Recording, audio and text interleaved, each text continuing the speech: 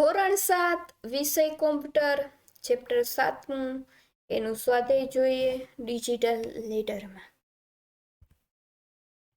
સૌથી પહેલા આપેલી છે ખાલી જગ્યા પૂરો। પહેલી ખાલી જગ્યા સોશિયલ નેટવર્કિંગ યુઝરને ખાલી જગ્યા પ્લેટફોર્મ પૂરું પાડે છે। જવાબ આવે છે ઓનલાઈન। બીજું ફેસબુક એપ સોશિયલ નેટવર્કિંગ વેબસાઇટના વપરાશકર્તા ખાલી જગ્યા છે। જવાબ આવે છે યુઝર। ત્રીજું વપરાશકર્તાને વ્યક્તિગત નેટવર્કમાં રહીને પોતાના વિચારો, પ્રવૃત્તિઓ, ઇવેન્ટ્સ અને રુચિ શેર કરવાની મંજૂરી ખાલી જગ્યા સ્લાઇડ આપે છે। જવાબ આવે છે બ્લોગ।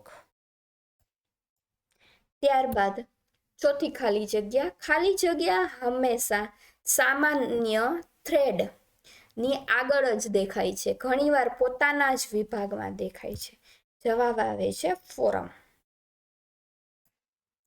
પાંચમું ખાલી જગ્યા એક સાથે ઘણી પોસ્ટ સમાવી શકે છે, તે સમાન સભ્યોની બહુવિધ પોસ્ટ પણ હોઈ શકે છે। જવાબ આવે છે ફોરમ। છઠ્ઠું 2014માં ખાલી જગ્યા વોટ્સઅપ ખરીદી લીધું। કોણે? તો કે ફેસબુકે।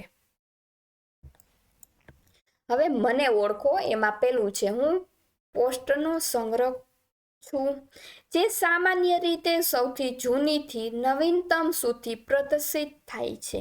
જવાબ આવે છે બ્લોગ। બીજું હું કોઈ પણ ઓનલાઈન વ્યવસાય માટે મદદરૂપ બની શકું, કન્ટેન્ટને વાંચવા અને ચર્ચામાં ભાગરૂપ બની પ્રવૃત્તિ થઈ શકું। જવાબ આવે છે ફોરમ। ત્રીજું હું એક એવી વ્યક્તિ છું જે બ્લોગની માલિકી ધરાવે છે અને બ્લોગને ચલાવે છે।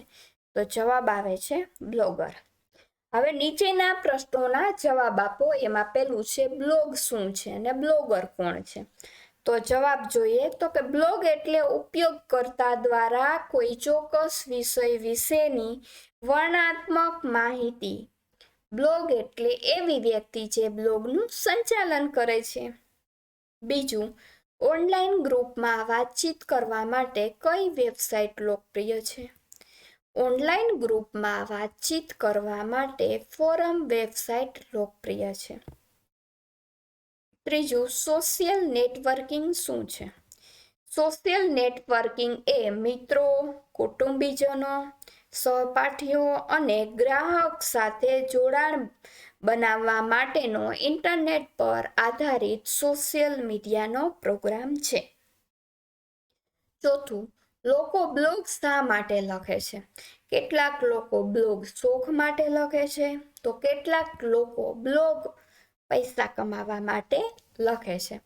તો અહીં આપણું ચેપ્ટર છે તે પૂરું થાય છે। Thank you.